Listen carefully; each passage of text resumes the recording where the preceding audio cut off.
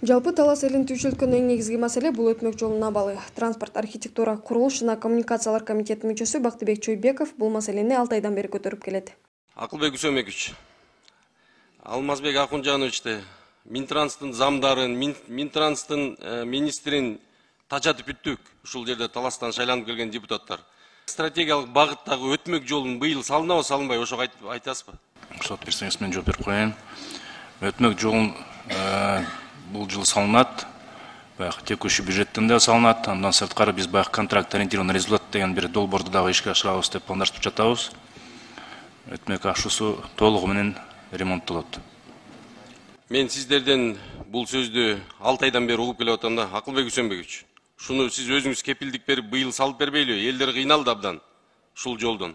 Биз алыбыз келишинче быйыл жолду салып атабыз да, алыбыз келишинче.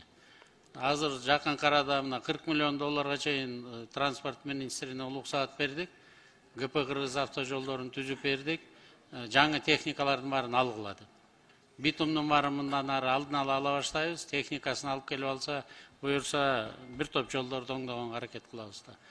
Акылбек Үсөнбекович, ошону жолду азыр баштатып бербесек, Талас обласы баягы борбордон ажырап калат да. Же бизде авиакаттам жок болсо, жалаң эле ушул бир жол менен окаташты кылып атабыз да. Транспорт министрлигинин айтуусунда быйылкы жылдын эсебинен өтмөк жолуна 13 километр асфальт төшөлөт.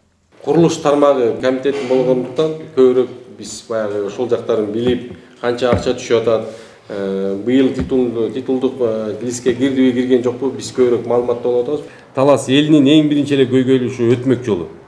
Ошол өтмөк жолун кандай биринчи сиз айткандай биринчи слою басылып, экинчи слою калбай калганда, кечээ келип маалымат келди.